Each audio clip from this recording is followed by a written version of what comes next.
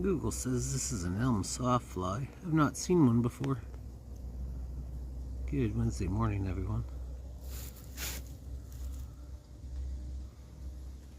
Very bizarre. It has like cricket legs.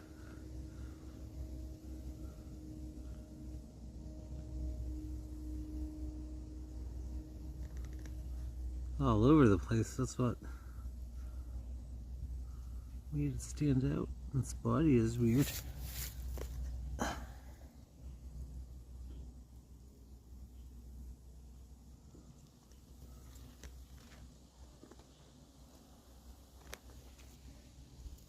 Very clumsy.